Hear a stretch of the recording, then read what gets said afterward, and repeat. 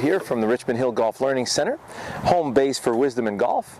And this video here is really going to give you a taste of why we call it wisdom in golf, because there's a tremendous amount of wisdom in what we're going to talk about. If you have any issues with contact or direction, that lends to centering. And we're going to talk about, the different kinds of focus that people have that cause them to fall out of center, and how the body responds to the proper focus to keep you centered. Okay, so I brought a little strip of one of my mats here with this tee, and I've had a lot of students who tend to move around a lot as they swing the club. So number one, we're going to talk about what it feels like to be centered, and then we're going to talk about what we need to focus on to stay centered, okay? And then you'll see how we're going to evolve with that, and so that you can continue to focus on that good stuff.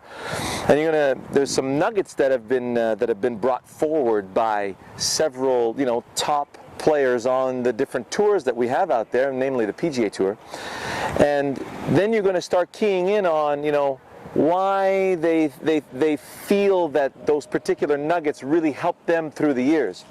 One of them in particular was Tom Watson. He was talking about how one particular aspect of his takeaway helped him win a lot of tournaments in 1977, namely the Masters and the British Open.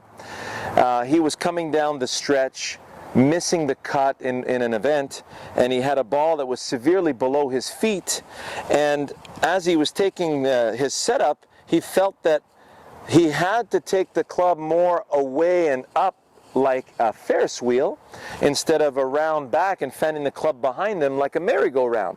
So he felt the need to take the club back like the club face was looking at the ball for as far back as possible.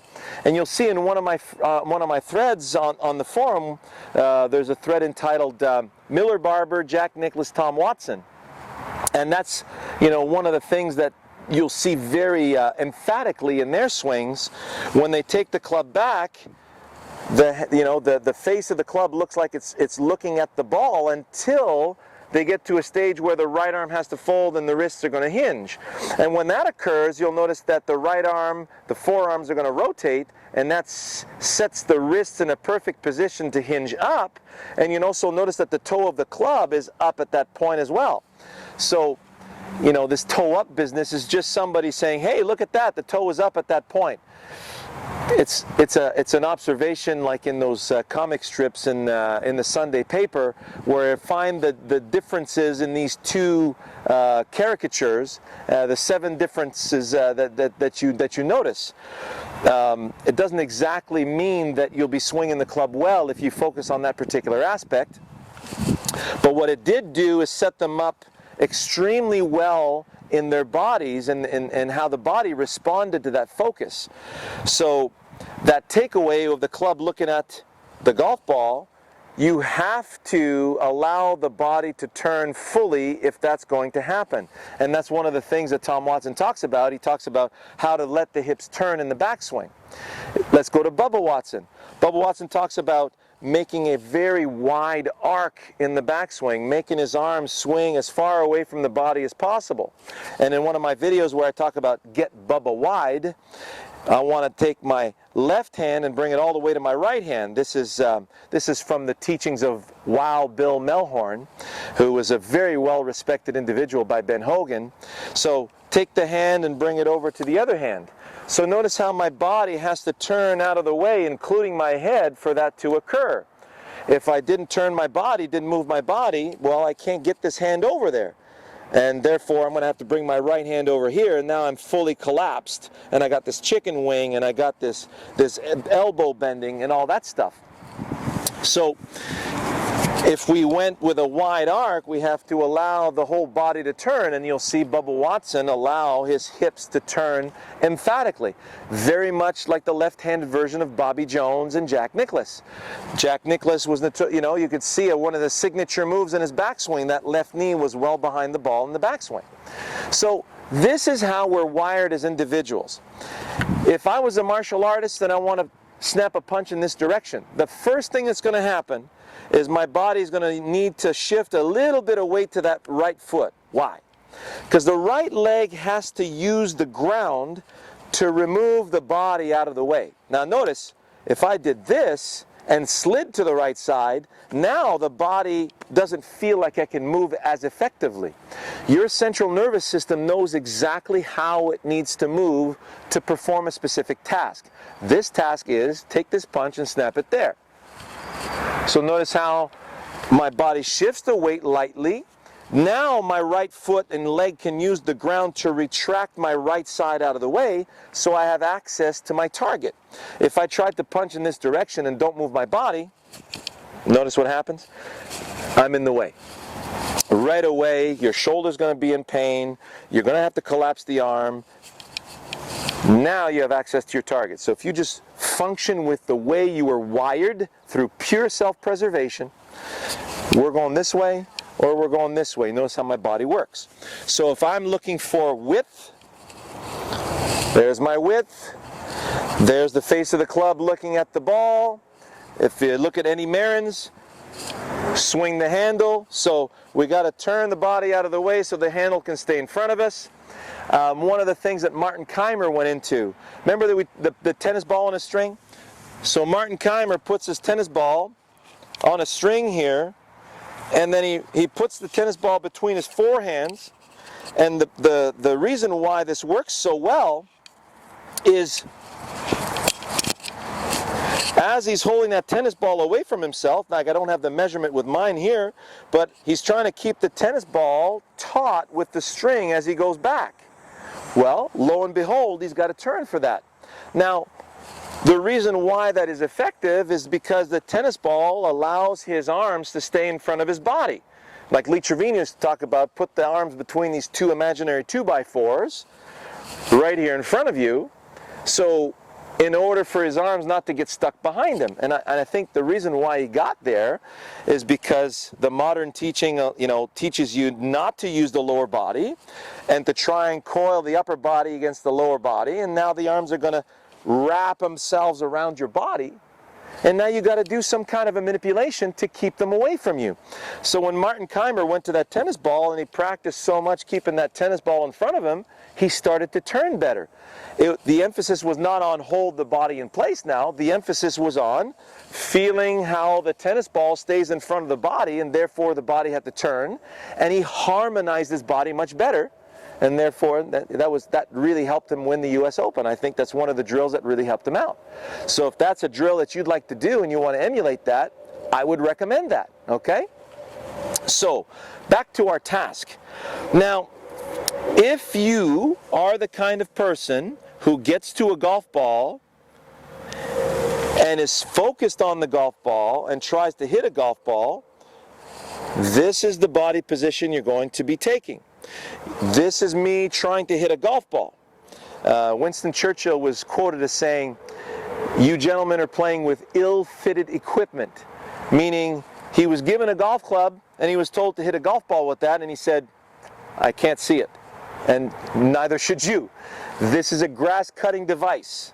So if I'm cutting grass with my grass whip, and I'm cutting grass across the surface of the ground, this is the angle of approach I'm going to take. So you notice if I bring my head forward, now the ground is in my way, the planet is in my way. I can't cut grass from here. But from here, naturally, my brain tells me this can cut in both directions quite nicely. Thank you very much. So when you go to the driving range, here's your drill number one. Get yourself one of those long rubber tees. And then when you use that long rubber tee, feel like you're going to take a sliver of that tee with the sole of your club at the tip of the tee, And really feel how you're allowing your arms to swing freely in each direction to clip that tee. When your eyes stay on the tee, did that camera still there? Yeah? So when my eyes stay on the tee, I'm anchoring my arc. See, I'm going nice and wide, but I feel that my center is staying with the tee. I'm going nice and wide, I feel like my center is staying with the tee. So I'm actually going to use my eyes to anchor my swing. I feel like I've gotten closer to the tee. Well, now I'm sticking it in the ground. I feel like I got further from the tee. Whoop, now the weight is on my heels. I got to hurry up and try and hit the ball before I miss it. I let my eyes get away from the tee. Now it feels like I have to lunge after it. So let's look at a really simple task here. That's why I put this tree in the background. If I was a lumberjack and I had my axe here in my hands and I wanted to deliver the axe to the side of this tree, notice how I would never let my head drift away from the tree. I feel like I can't get to the tree with the axe now and I'm really off balance. I would never let my head move toward the tree. Now I'm following tree bark down the tree into the ground. There's only one place I can stay to feel like I can deliver the axe to the side of the tree. Right there. So notice my head stays in its same relationship to the tree. Back. Now on the way down, see how my central nervous system delivers the axe to the side of the tree in a way that it's the only way to go down there. So the unwinding on the downswing around that axis delivers the axe to the side of the tree. And I'm not thinking about axis, I'm not thinking about positions here. If you want a little lesson on swing plane, so if I set up right here, I want to take, cut the tip of this grass right into the side of the tree right there. I wouldn't go this way. Now the axe feels like it's going to fall behind me, take out my Achilles tendon. I wouldn't go this way. Axe feels like it's going to fall into my left ankle. I wouldn't go this way. Feels like I'm just going to miss the root on the way down to the ground, just shave a little bark out of it. That's the only place I can be. So now if I let the axe fall, look at that. I'm finding the exact spot on that tree that I want to hit. It is pinpoint accurate. You feel the weight of the axe, you heave it, let it fall into the side of the tree that you want to hit it on. Look at that. I can just, right there, sorry tree, right here, I'm just, flaking off a little bit of bark in exactly the same spot every time. So, heave, fall. This key right here, notice how I'm unwinding around this axis. So coming back to my tee here. Out of the way, out of the way. Cut the tee, cut the tee. Cut the tee, cut the tee. So now you put a ball on it. Here's your acid test. Feel like the sole of the club is still in a perfect position to cut the tip of the tee. See the tip of the tee in your mind. Let the weight of that arm club unit cut through the tee. Absolutely nutted that in the center of the club face. So if you go clean underneath the tee, well, this is what you'd be doing. Whoop. Now, there's no way I can stay at the top of the tee. I'm going to take the whole tee out from underneath the ball and do something like this. And then, or the ball will pop up here. If I try to hit the ball, that's what's going to happen. And you'll tend to hit the ball to the left. Okay, so if we look at, here's me cutting the tee, unwinding to cut the tip of the tee off with the sole of the club. Notice my head stays in position. If I go back and then go, I better make sure I hit the ball. Whoops. Now you're going under the tee, out to the left, because you've changed your focus. You've changed the way you're looking at the situation. You have come off task. Okay? So If you move back this way, now you got to hurry up and hit the ball before you miss it. If you try to hit the ball, now your head's over in the front of the ball, you'll tend to top the ball and punch the tee into the ground. If you stay on task and you see the tip of the tee, I can even do it with my axe right here. It is this accurate. It's a great little drill. So, feel the weight of the axe, heave it, let the weight of the axe come through. So again, hit that right in the center of the club face. Look how high that is. So, staying on task keeps your body in position.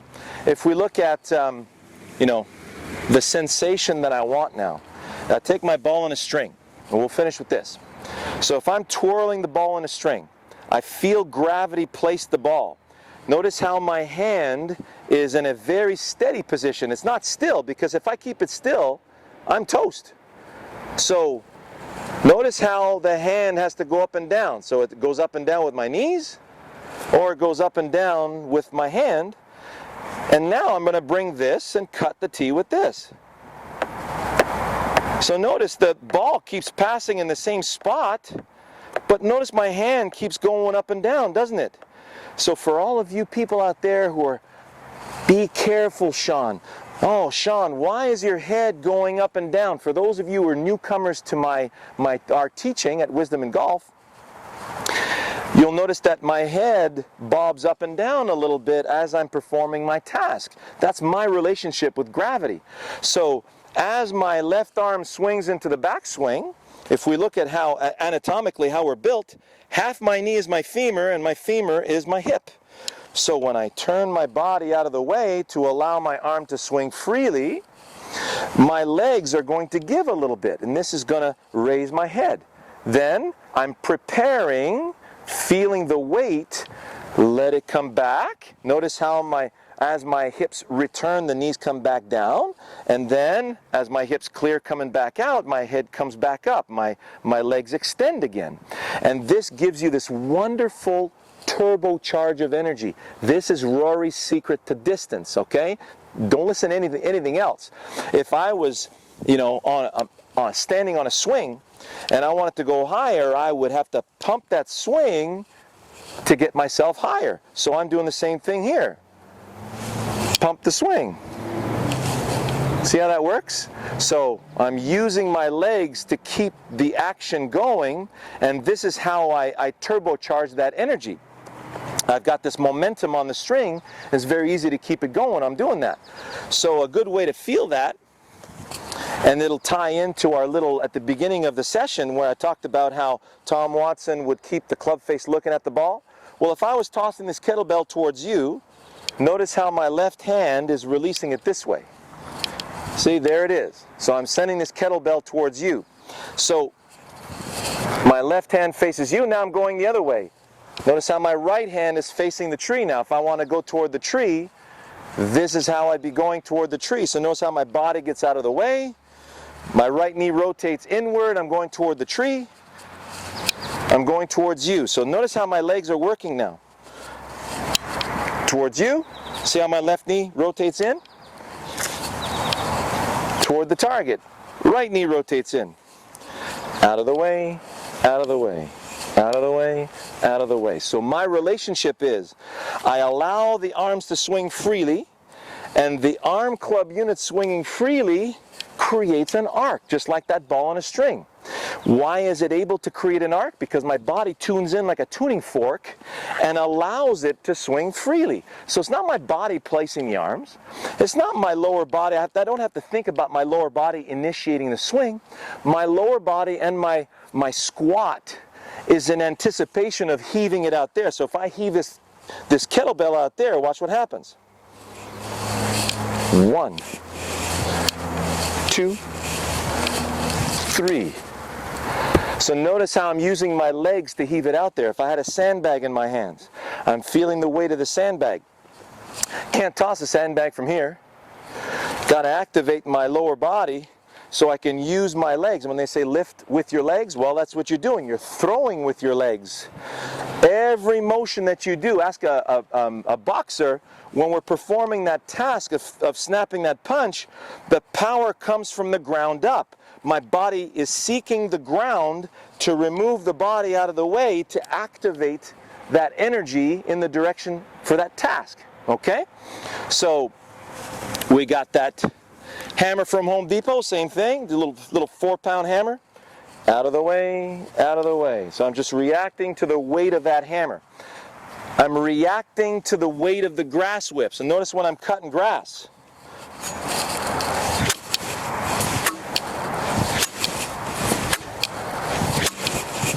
I'm very employable when it comes to the grass whip, okay? So when I'm allowing the grass whip to track, I'm letting it find its arc and I'm tuning into that, and you see my head bobbing up and down. Okay? It's a necessity for freedom. So stop feeling or stop fearing mistakes and just allow your body to do its job, and you will do wonders with a golf ball, okay? Back to this. So hit some shots, feeling the weight of that arm club unit hanging from those shoulder sockets. Allow the arms to swing freely through the cut. If I'm cutting through something, whew, that felt so good. So when I'm cutting through something, there's a continuous motion anticipated by the brain. If I am hitting at something,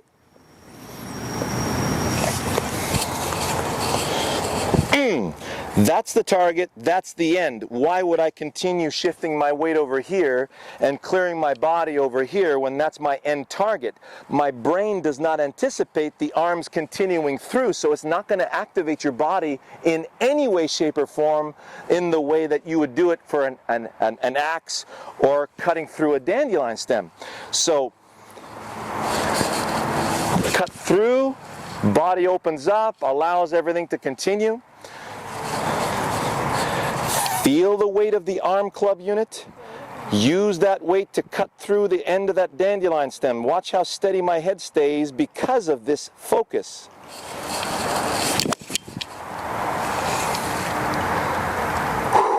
Wow, I could do this all day, guys.